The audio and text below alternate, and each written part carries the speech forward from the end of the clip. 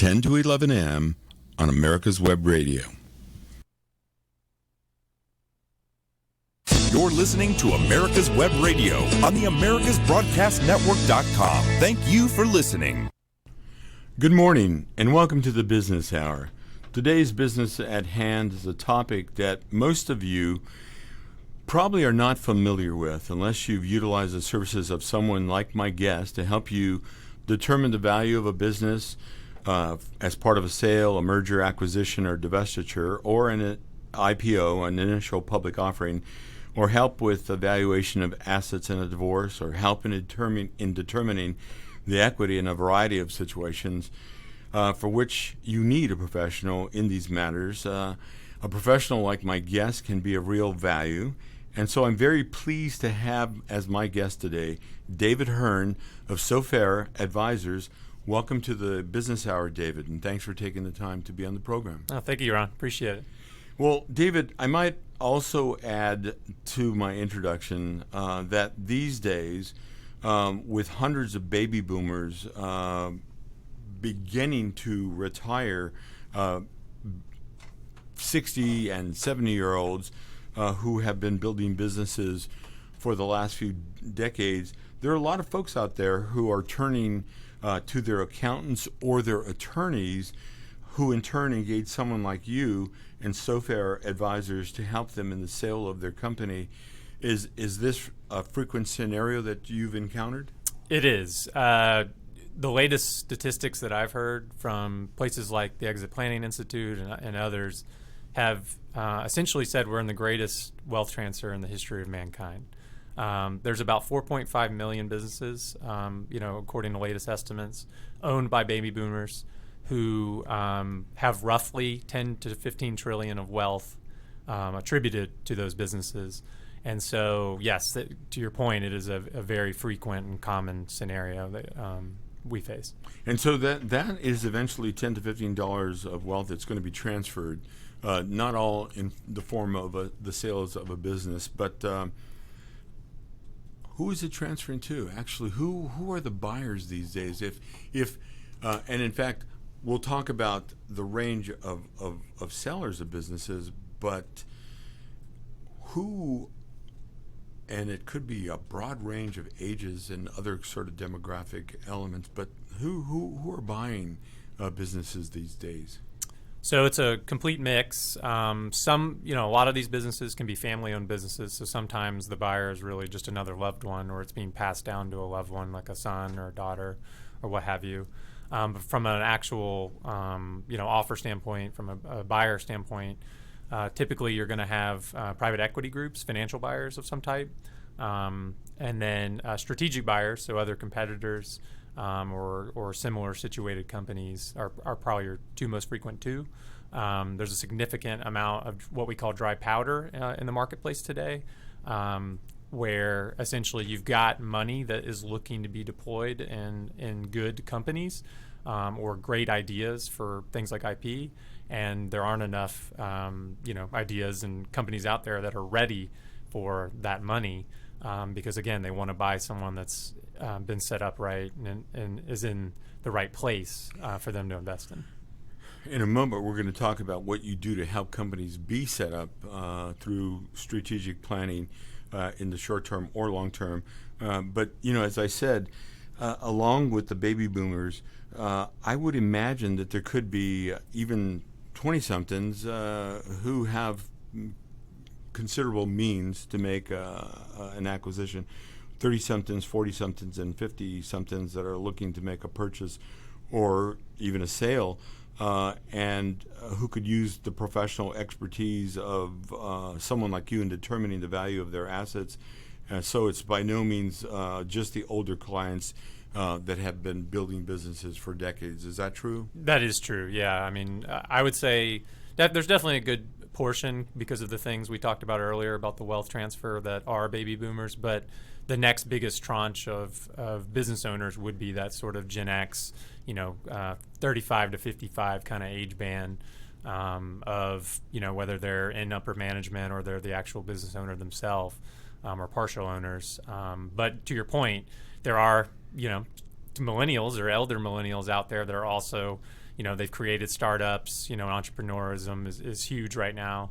And so, really business ownership crosses kind of all of the various generational bands right now. Now, larger corporations who are familiar with how to seek firms like Sofer Advisors and individuals like you who may have internal or almost assuredly have internal expertise in the form of accounting departments and legal departments know how to seek out the services of someone like you. But how do smaller companies or individuals end up engaging someone like you? Yeah, it's a great question. So typically this isn't something that you're going to go Google for valuation people. It's not like you innately know you need this, and so then you're going to go kind of search for providers. What tends to happen the most is someone around you that's an advisor. Typically, most often, it's either an attorney of some type or your CPA, whether that's an audit or tax accountant, or again on the attorney band, it could be your family law attorney, your estate attorney, your M&A, your corporate attorney. There's a lot of flavors there, but one of those type of parties is going to see that you're trying to do something, you've done something, and so they tend to be that first line of defense that tells them, hey, we really recommend you do this, or you are required to do this in many cases. And so oftentimes the business owner will, has never been through something like this, and so they will then rely on the relationships of those advisors of theirs to help them do what they're requesting. So although the attorneys and accountants are not directly engaging you, they're an integral part of your network, and in some sense they become a partner, and you become a part of a trusted team, so that it is you, attorneys and accountants, involved in helping an individual determine the value of the assets, and I guess they hopefully work seamlessly with the attorneys and the accountants to help a person with a range. And tell us what that range of scenarios might be for which you're being brought in by an attorney or an accountant. Well, you're correct. The majority of cases are exactly as you described, where it's a collaborative process. Now, sometimes the attorneys, of all the different advisors, every once in a while you are engaged directly by that advisor, usually an attorney, and it's usually because of a specific need where they want something like attorney-client privilege, where some draft work products can't be sought by attorneys on the other side of whatever's going on. But for that case, you're right. It tends to be an engagement between a business owner and someone like myself. And the purpose that you're asking for really can span a lot of different areas. I usually start with bank financing. I think most people out there are used to going to a bank for a mortgage. I think that's the most common, circumstance that they can relate with me on. And so many times business owners will be doing the same thing. They're seeking a loan, and those loans are typically tied to the business. That's what's really the asset that's backstopping that loan. And so just like when you're buying a house, they order a real estate appraisal because they want to have comfort that should something go wrong with the loan, they're taking ownership of something. Well, with a business, many times there are no tangible assets these days. A lot of businesses are technology firms, everything's in the cloud. And so the banks will want a business appraisal, if you will, in order to give them comfort on the loan they're making, that there is some value to the company. Now, this is a really very basic question, but can much of what you do ever be referred to as an appraisal, or is it always referred to as a valuation? It's a mix. I've heard the three most common are valuation, evaluation, I've heard, and appraisal are kind of the most common three.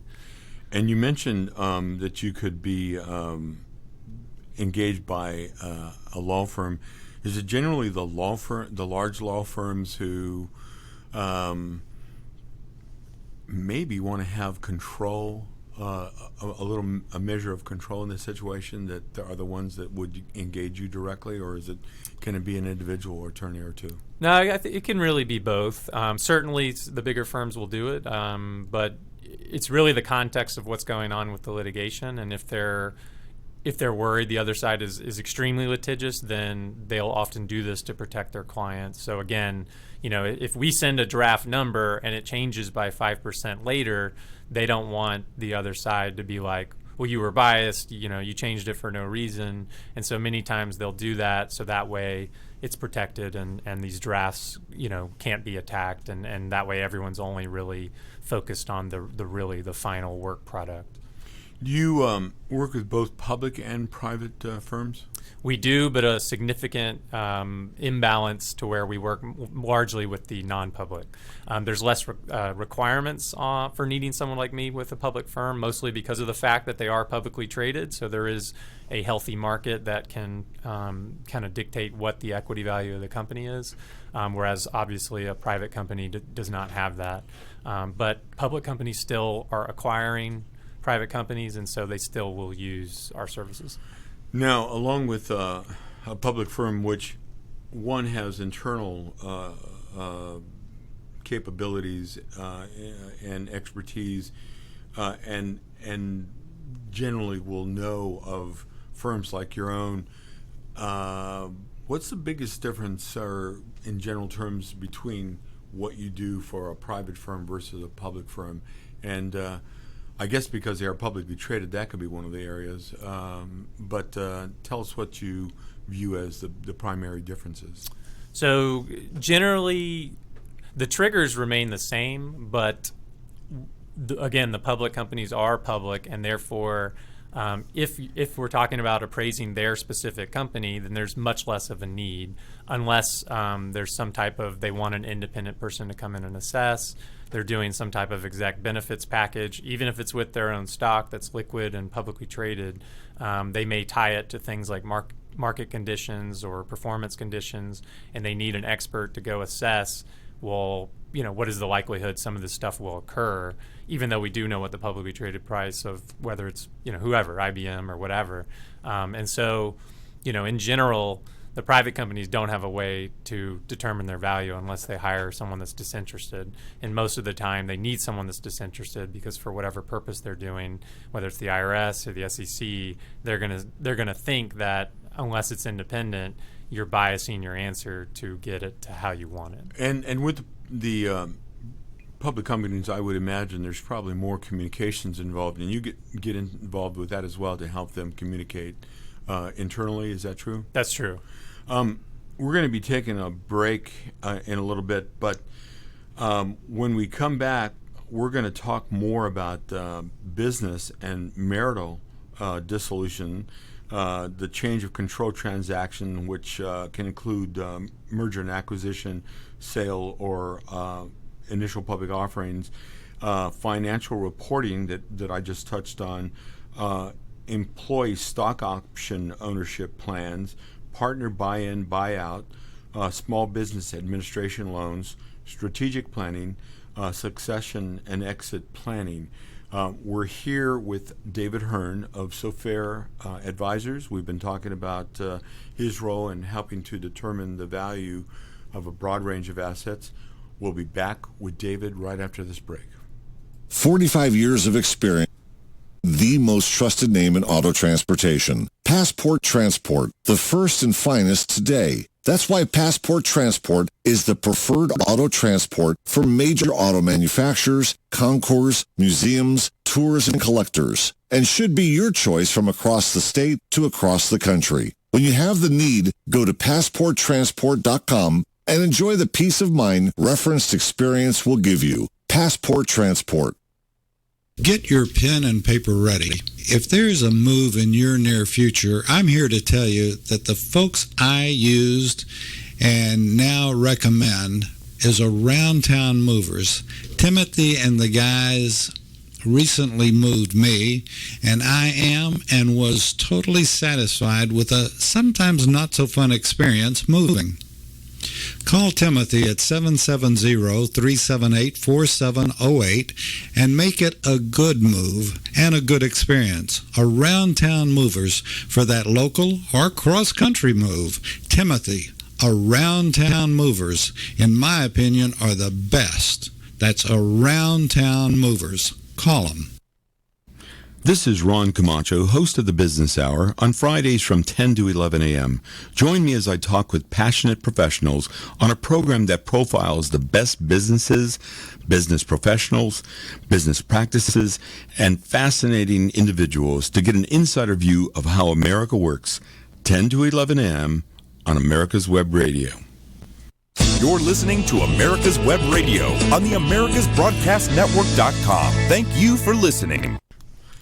Welcome back to the Business Hour. My guest is David Hern of Sofer Advisors, and David is engaged by a broad range of clients, from publicly held companies to privately held companies to individuals who have a need for evaluating and creating valuations based on assets. And before the break, I had mentioned that the areas that David could be addressing are business and marital dissolution, change of control transaction, including mergers and acquisitions, sales or initial public offerings, financial reporting, employee stock ownership plans, partner buy-in or buyouts, small business administration loans, strategic planning, and succession and exit planning. So let's and also tax compliance is an area, estates and gifts, and you can tell us about any one of these where you're more frequently involved and more intimately involved, and others where you're less involved. But let's start off by talking about business dissolutions and marital dissolutions, but primarily on the business side, it would be sales and more the dissolution on the marital side. Is that correct? True, but you can have what I call a business divorce, where you've got a partner and they want out or you want them out, and basically there's a breakdown on value. Typically the person wanting out thinks the value's a lot higher, and the person staying in is going to be arguing or thinks that the value's a lot lower. And so this is when disagreements happen. And as one of the common, we have what we call the 5 Ds, which they tend to be sort of the unhappy part of valuation, where they're being brought to us for an unhappy item. And those are death, disability, divorce, distress, disagreement.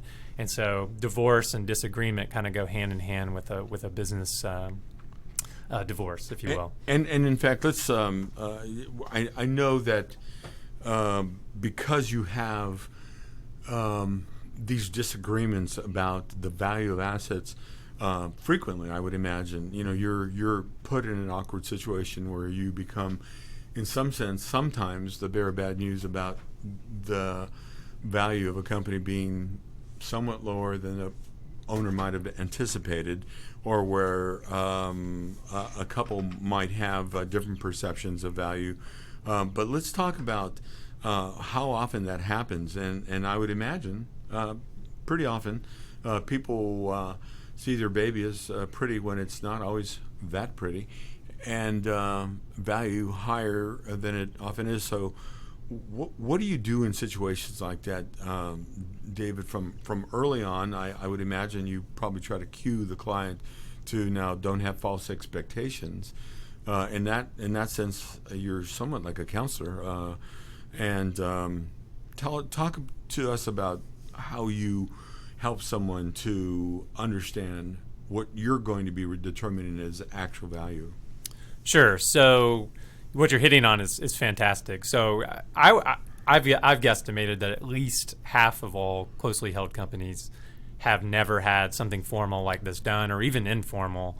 And so they either have no answer to to what their business is worth, or there's a number in their head that they've just come up with somehow that they might sell for that number, but it may not be based in any reality. And many times when you get to, maybe an unsolicited offer or someone like me, the number or real number that is developed will differ, obviously, from their expectations.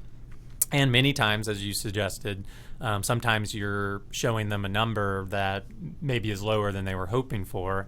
And so the analogy, and this is a bad one, sometimes we are that messenger that's, you've got a business owner whose bride, if you will, his daughter is this beautiful bride in their eyes, and sometimes we're the guest that comes in and says, how awful she looks, and that's a terrible analogy, but that is the case sometimes. And it could be a broad range. I mean, they're thinking 5 million, it's really closer to 2.5 million maybe? Correct. I mean, like a big, like 1/2 of what they're anticipating? Exactly. They may hear, through country club talk that multiples in their space are, 6, 7, 8, and someone like me or someone independent out there is assessing it at a much lower multiple, maybe a 3 or 4. Explain to listeners what multiples are.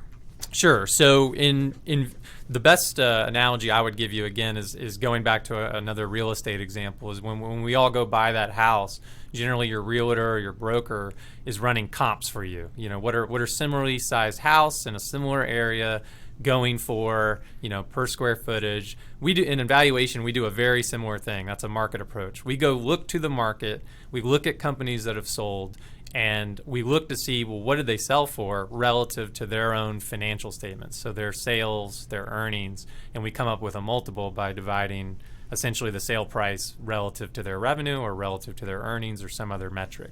And so this is how we come up with multiples, as we call it. And, you talked about comparing notes or just instinctively thinking because of what you've heard that you have a similar business to a business that was sold for a much higher number. And that's really not what a person should be doing, is comparing themselves to another similar business. Is that right? Are there any other don'ts that you would advise a person so that they don't have false expectations? Well, every business has its own story, so they may provide a similar service to you, which could be the exact same. We may both make the same widget, but everything inside from a process and IP standpoint can be totally different. One can be significantly strong and best in class, and the other can be to be desired, which is why you get these differences in multiples for companies that may be roughly the same size and in the same service area. Because basically beauty is only skin deep, and until you drill down, you really don't have an idea of I won't use that analogy anymore, and the opposite of the beauty, but but you're going to have information sometimes based on audits that really tell you what actual value is, and so a real number emerges. Let's go back to we were talking about business and marital dissolution. Is it like a dimension more awkward in marital dissolution when there's some animosity between the two parties? Absolutely, yeah. You're put in a very difficult spot where at best one of the two sides will love you, because odds are your number came out to something that reflects their side's want or story. But in reality, since you're a neutral third party, the best outcome you can hope for in something like that is where both sides actually aren't happy with you, because that meant you were probably neutral to both sides. Again, now it's all facts and circumstances. Some facts and circumstances really may really bear out one side's argument, but in general, there can be sometimes puffery on both sides, and so if you end up somewhere in the middle where each is unhappy, then I think sometimes you've come up with the best outcome. And I've heard enough attorneys say that oftentimes it's exactly that. Both parties are not very happy, but that there was, in their opinion and the opinion of the opposing attorney or the other side's attorney, fairness arrived at. So let's talk about change of control transactions, which include mergers and acquisitions, sales, and initial public offerings. And you had at some point mentioned to me prior to the program that there aren't as many examples in the case of IPOs, because before it actually gets to that stage, you've been engaged to help with the sale of a company. But tell us about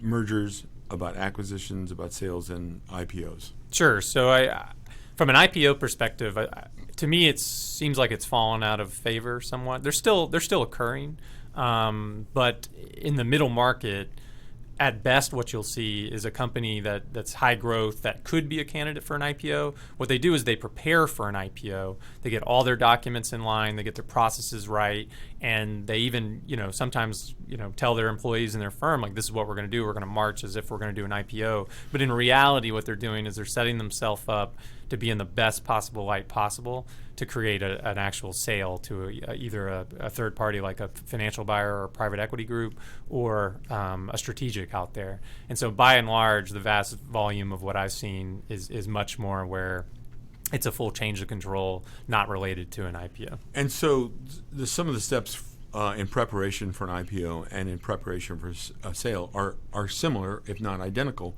Tell us what some of those steps are that you might take. Is one of the earliest steps that you may bring in a third-party auditor to perform an audit, or tell us what some of those steps are. Sure. No, yeah. If you've got a company that has never had an audit before, that's going to be, let's say you've got a company that only has internal financials, then yes, we're going to want to possibly go up in accountant if their accountant doesn't perform audits, for example. But yes, they're going to at a minimum need to do some type of reviewed financials or a full blown audit. Again, a lot of this, if you put yourself in a buyer's seat, what gives them comfort? Do audited financials give them comfort or unaudited, right?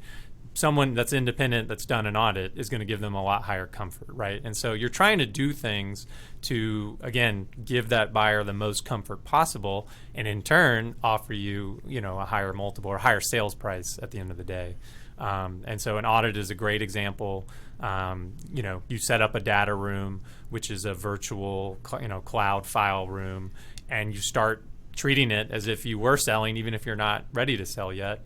And that way, if there ever is an unsolicited offer or you want to run an actual auction process, you've got everything in a row.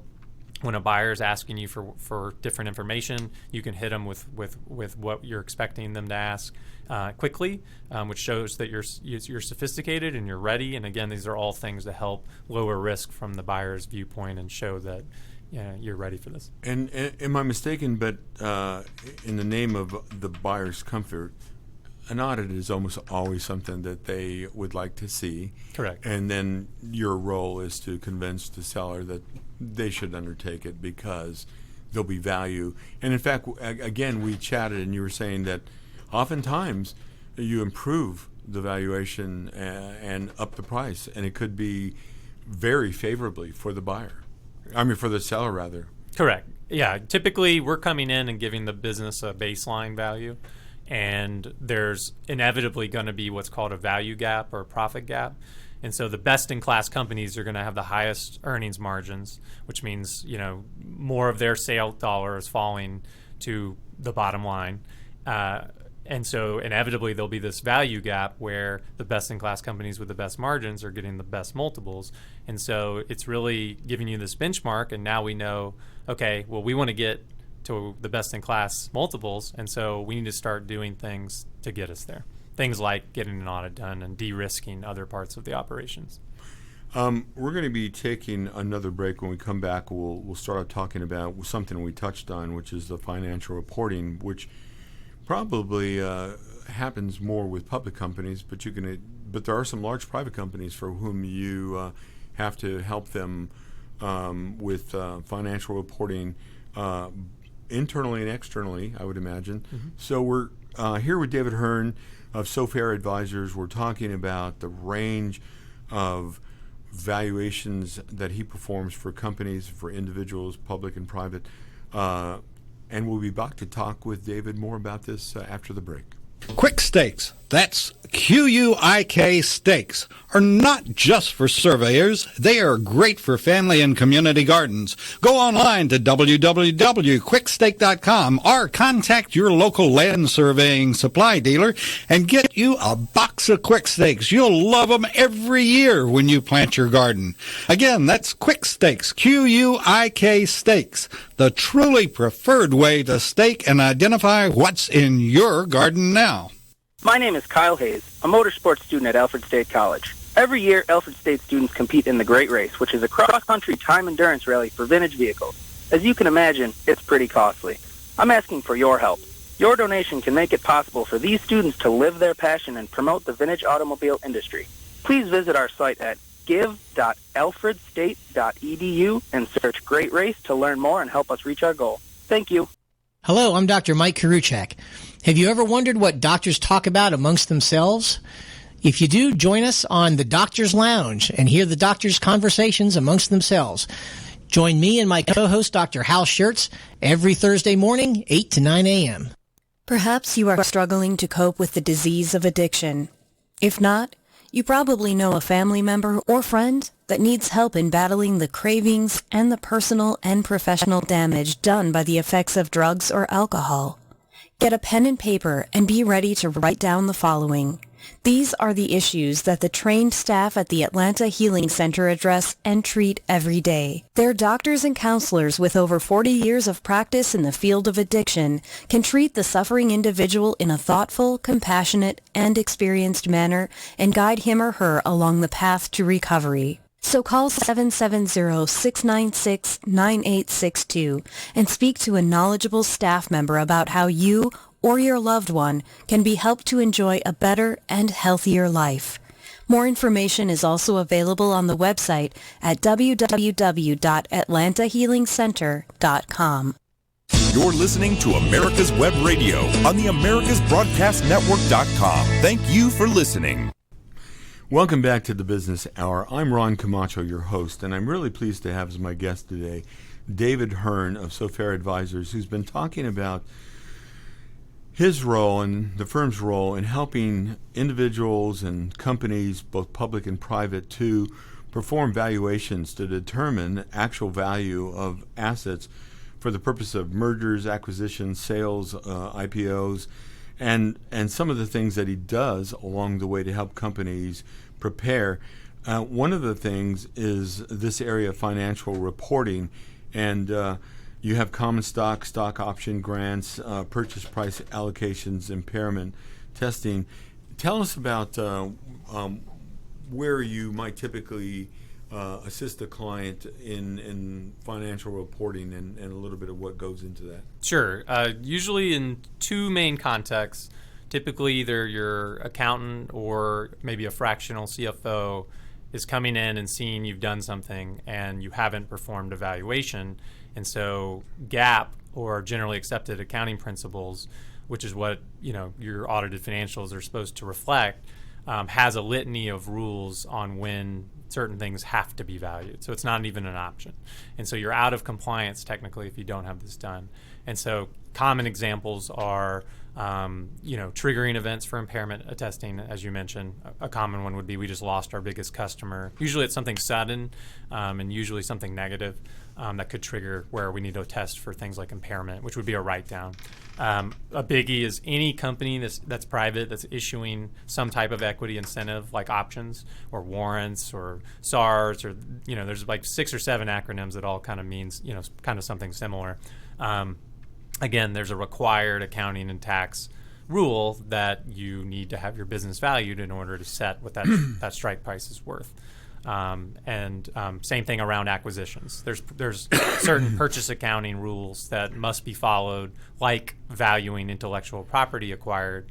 Most often, I usually see they've bought a proprietary tech or like software, or it's the customer base, which is what they're going after. And GAAP requires you to book that on your books. And so these are valuations that for accounting and tax are necessary to stay GAAP compliant. You mentioned intellectual properties, and I would imagine whether it's been your personal experience or not so much your personal experience, it's still out there in the real world, particularly with so many different software companies and creative companies that have what I would consider vaporware as part of their service or product offerings, can get very nebulous in terms of to take that cloud analogy, there's a lot of subjectivity, and so does it require closer scrutiny on your part to help them figure out what they see as an intellectual property with a much greater value, and it's more qualitative than quantitative? Is that kind of tricky?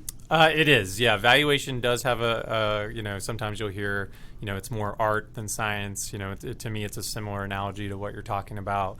But if you look at publicly traded firms, okay, they are no longer priced. They used to be priced on tangible assets, things they had, and that was what their stock price was driven on the most. Now it's all intellectual property. So the same can be said for closely held or private companies as well. So the more you can do to establish this IP and defend this IP, the more valuable your firm. They tend to appear most often in four main buckets. Usually it's your employee base. You've just got better people, better retention, the best candidates. Another is culture, which kind of go hand in hand with that. That's probably the hardest to get to, and probably the hardest to integrate as a buyer if someone buys your company. But the other two is your customer base, which you have a lot of control over, and then the infrastructure that supports whatever it is you do. So those are kind of like the four main buckets of IP. And to your point, there is some qualitative aspects to all of the above. To have some listeners out there get a better grasp of this, and I don't know if you've had any experience, although here in Atlanta, in due time you may. You have a big communications company, a media company. They own, Game of Thrones or the Big Bang Theory program. We all know they've been enormously popular, and the value is going to be really high in syndication. But then there are lesser-known programs, much lesser-known programs that are part of the assets of the company. These are all intellectual properties of sorts, and you have to anticipate into the future the popularity of these lesser-known programs, book titles, music, and that would seem to me to be definitely skewed toward the art in valuations. Do you have any media companies yet? I've done more telecom around that. You are right. Again, one of the methods you employ when you value a company is an income method. So I call it the crystal ball method. You're projecting what's going to happen in the future, and so you're doing your best guess. To your point on, your analogy was with different, movie programs, or show types. And generally, I would think there's an 80-20 rule there. And you see this with, companies in their customer base, that there's a small subset of products or services or customers that make up the majority of the revenue. And so you do your best. There's levers I have as the appraiser where if we don't see documentation enough or we don't believe the story enough or it doesn't match what the industry is seeing enough, that we can discount that through things like cost of capital and other things. And so we have levers we can pull if we feel like those forecasts are too artsy or too rosy in order to kind of bring it back home to a more reasonable valuation. Yeah, and I would imagine with couples that could be art, in the home, art that they jointly have owned, and now you're determining something which they hadn't really ever had evaluated, and so the valuation related to X number of paintings or pieces of sculpture gets a little, again, skewed toward the art of valuation rather than the science. Employee stock ownership plans. Tell me and our listeners about what role that plays and how you help a company with that aspect. So an ESOP is a lesser known option for businesses that want to possibly exit. It's most often used, businesses that are at least 25 people. You've got to have a really good management team to make this work because generally for you as the seller, as the owner, it's a longer transition out for you typically, whereas an outright sale to a PEG or a strategic is typically quicker. And so it's got to be the right facts and circumstances, but let's for this case say it is. An ESOP is a qualified plan, much like a 401k or some other type of retirement vehicle. And essentially what's happening is the business owner is selling his ownership through the ESOP to its employees or management team, and the employees. And so all of this is regulated under DOL or Department of Labor standards. It's a riskier area of valuation, and so you want to have a specialist do this because there are differences between doing an ESOP valuation and maybe an estate and gift valuation. Even if it's the same company, there's different approaches to it you have to take to be compliant within DOL. You have to do a valuation when you set it up originally because, again, these employers are buying the stock, but buying it at what price, right? So you need someone to tell you what is the price. And then annually, DOL requires an update to that valuation. In some cases, you might have a private company that has been enormously successful, and there's about to be a sale transacted, and the owner is a benevolent father-like figure or mother-like figure who wants to share the wealth. There's been some long-standing employees. There isn't a formal stock option plan in place, and so they're in essence going to just pass along some of that money generated from the sale. And you've got an office manager that's just been with you from the early days, and this is the time that you feel like you're going to want to pay out hundreds of thousands of dollars, maybe even $1 million to some key employees, but there's nothing formalized in place. Is that something you've ever encountered or that you know about? And do people in your role help to determine, well, how are we going to break this down among these long-standing valuable employees? Because the owner stands to make tens of millions or more, and you have employees that he wants to essentially bequeath a few $100,000, tens of thousands to low end, a few $100,000s, and maybe millions to some key employees. Have you seen that Absolutely. situation? Yeah, and there's things they can do ahead of time. Again, this is generally when you're going to plan to sell. It's ideally a 3 to 5 year process. Sometimes that doesn't happen. Things get rushed. Offers come out of nowhere, et cetera. But generally, you have enough lead time to where if you know this is the motivation of the business owner, then you, again, go back to that collaborative approach. You get with the accountants, you get with the attorney, you get with the investment banker, you get with the appraiser, and you come up with solutions to, basically do what the owner's wishes are. Formulas for determining this person has been with us for this long and the value that they provided to the company is this number. And you try to quantify it all so that you can come up with those numbers and recommendations. And also the big factor in this is more generous owners and less generous owners, because there are examples of owners that don't want to share anything. Is that right? Yes. That would be the short answer. How about partner buy-in and buyout? You probably have very amicable situations or more contentious situations as well. Yep.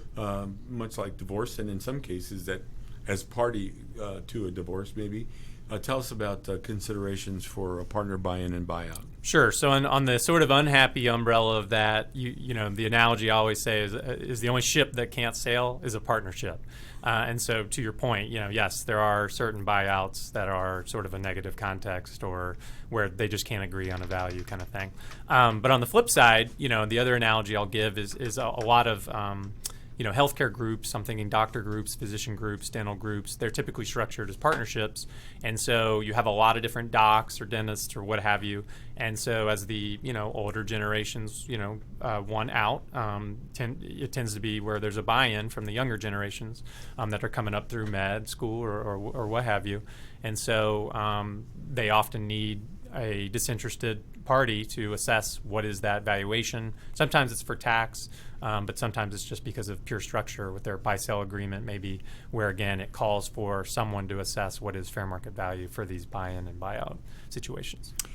We're going to take another break here, David, and when we come back, we can talk more about SBA loans, strategic planning, which is a big one, succession and exit planning, and we're going to learn a little bit about David himself.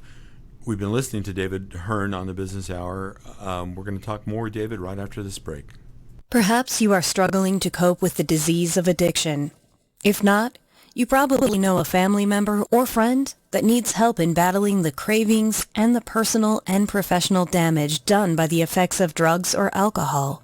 Get a pen and paper and be ready to write down the following. These are the issues that the trained staff at the Atlanta Healing Center address and treat every day. Their doctors and counselors with over 40 years of practice in the field of addiction can treat the suffering individual in a thoughtful, compassionate, and experienced manner and guide him or her along the path to recovery. So call 770-696-9862 and speak to a knowledgeable staff member about how you or your loved one can be helped to enjoy a better and healthier life. More information is also available on the website at www.atlantahealingcenter.com. This is Daryl Pullis inviting you to listen to America's Homegrown Veggie Show right here every Saturday morning at 10 Eastern Time. Great guests, great tips, and valuable information about growing your own vegetables, fruits, and herbs. The Docs for Patient Care Foundation is your way to join the fight and become a member of an organization created by doctors for patients dedicated to fighting for your healthcare freedom and preserving the doctor-patient relationship. Get a pen and paper. Write down www.docsforpatientcarefoundation.org. That's www.docsforpatientcarefoundation.org. Go to our site and please make a generous tax-deductible donation and join the fight today. Thank you.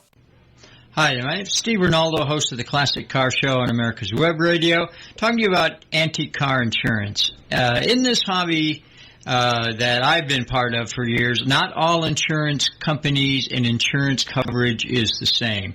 I would suggest that you call J.C. Taylor or visit jctaylor.com to find out some information about some of the best antique car insurance you can get, such as agreed value insurance for your classic car.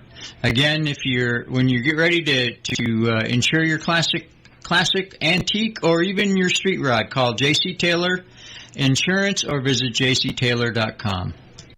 You're listening to America's Web Radio on the AmericasBroadcastNetwork.com. Thank you for listening.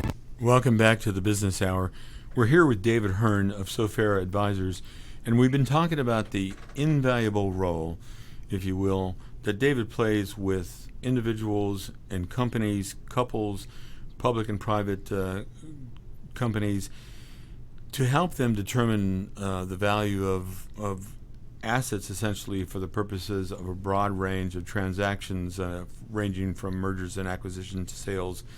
And succession and exit planning is one of the areas that you are skilled in. And in fact, you have credentials that we'll get to that in a moment. But tell us about succession and exit planning and the role that you play there. Sure. So, I mean, they're quite similar. The end goal is to transition out the owner in some way.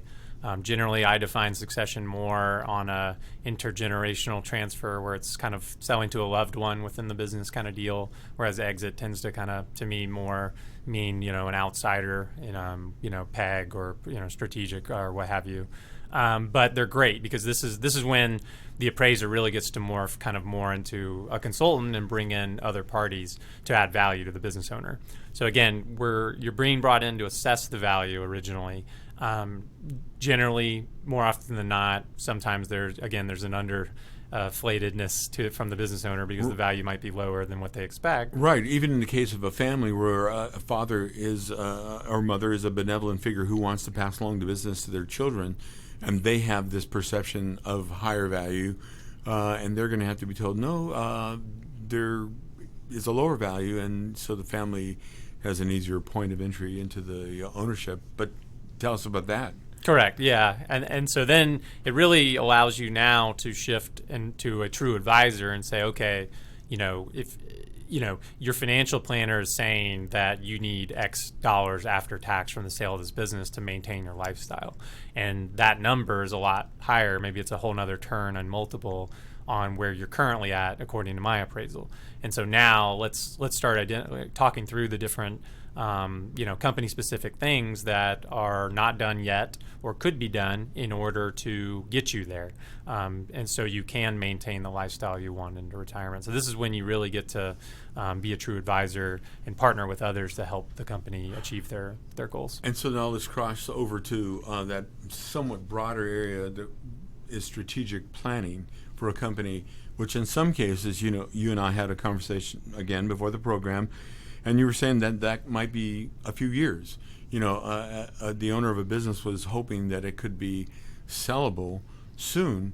In reality, there are some things that have to be done, and you can share with us what those are, but they might take a year or two or more. Tell us about that.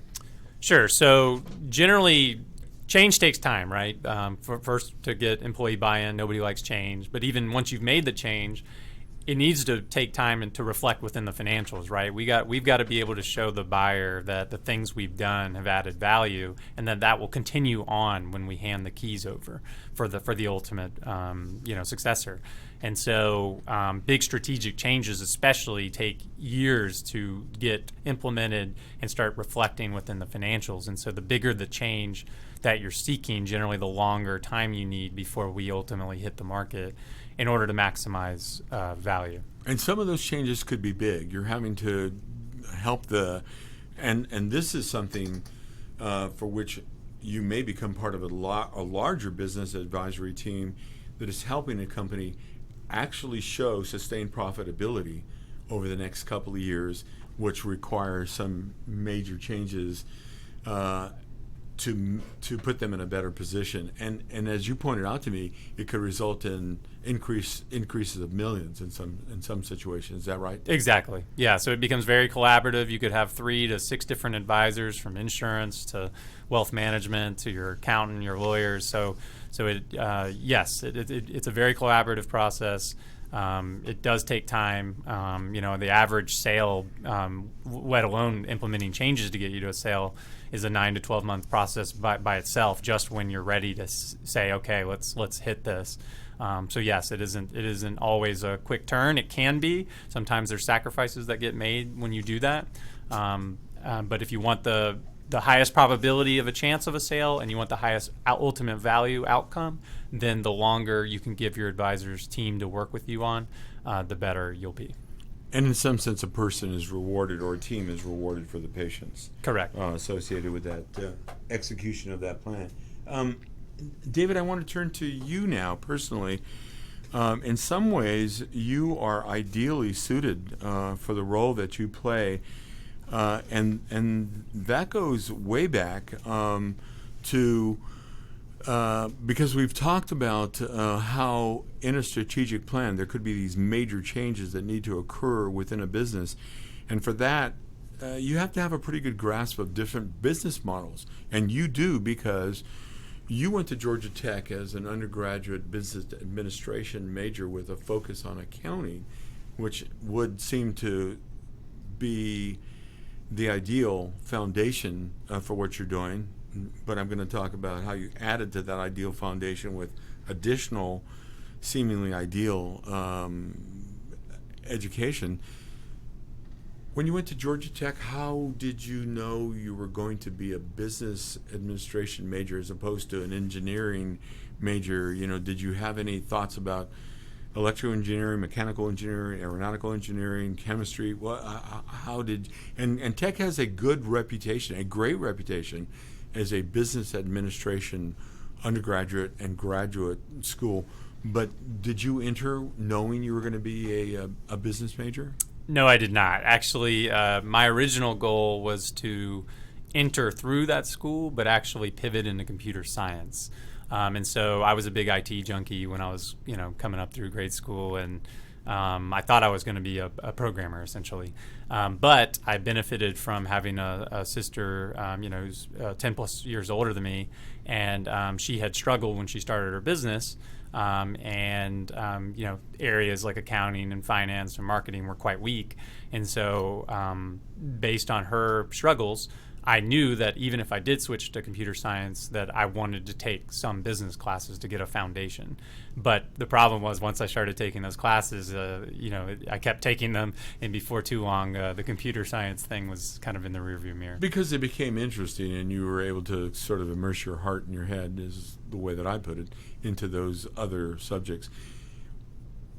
Did you think you wanted to be an entrepreneur, and that's why you knew that these areas instinctively were important to you? Not exactly. I think the longer my career went on, the more often I've been asked, well, is this your company, or when are you planning to start your company? So I felt like the market kept calling for it the longer I went on. But in college, I don't know if I could be so bold to say that I had that much foresight. So now you graduate. Did you immediately go to graduate school? Did you take time off in between? I started working in public accounting. I had the CPA bug, and my whole college experience was a big fork in the road. Do you go accounting or do you go finance? And ultimately, through a bit of luck, I ended up making a decision to go CPA route, and then I did MBA school, grad school. At night, which I did in finance, when I knew that I was done and didn't want to be, a public accountant partner, that kind of thing. And so when I was ready to pivot back into finance, the MBA kind of provided a perfect platform and time to do that. But I did that in the evening hours. So earlier in the program, I almost interrupted you to say that I would imagine that a lot of your clients have a real comfort level, as well as the accountants and attorneys specifically, that you're a CPA. That's got to put you in a different category, because I would imagine there are people who perform valuations that have a good grasp of accounting but are not CPAs. So that's one credential that you have. You built upon the undergraduate studies with the MBA program with a focus on finance, so it's like a hierarchy going from accounting, which is some of the minutiae associated with finance, to finance itself, which is the bigger picture associated with business administration. And then you since acquired accreditation as a business in business valuation, an ABV. Went on to be an accredited senior appraiser. That's the ASA. And you also have a CEPA. Is that referred to as a CEPA? Yes. And tell us, because that's the most recent credential, and that actually we're announcing for the first time publicly. Tell us about that. Sure. So yeah, I mean, generally the CPA, gave me a great base. You can't run from accounting, even if you want to be a finance person. Accounting numbers are the story of the business. They paint the story of whether things are bearing out, or not. And so the CPA grade gave me a great foundation. As I delved into valuation and investment banking early on, in order to really get the theory around what you're doing, really called for getting a credential within your own space. We're closing the program, but I did also want to mention that you're a member of the Georgia Society of CPAs, a member of the American Institute of CPAs, a member of the Appraisal Foundation, member of the Beta Gamma Sigma National Business Honor Society, member of the Tech Association of Georgia, and a member of the Association for Corporate Growth. You have many credentials, but also affiliations with organizations that just help you stay up to date on exactly the field that you're in. So you're ideally suited, in my opinion, to do what you do. And a busy man. David, thank you so much. I want to thank your wife and kids, because I asked you before if you had a wife and kids, and you do, and they're probably very supportive of you. Again, thanks for taking the time to be in the Business Hour. We've been listening to David Hern of Sofer Associates, and the Business Hour, which is on Fridays from 10 to 11 a.m. Eastern Time. We'll see you on the radio and internet next week. Have a great weekend. 45 years of experience is behind the most trusted name in auto transportation. Passport Transport, the first and finest today. That's why Passport Transport is the preferred auto transport for major auto manufacturers, concours, museums, tours, and collectors, and should be your choice from across the state to across the country. When you have the need, go to PassportTransport.com and enjoy the peace of mind referenced experience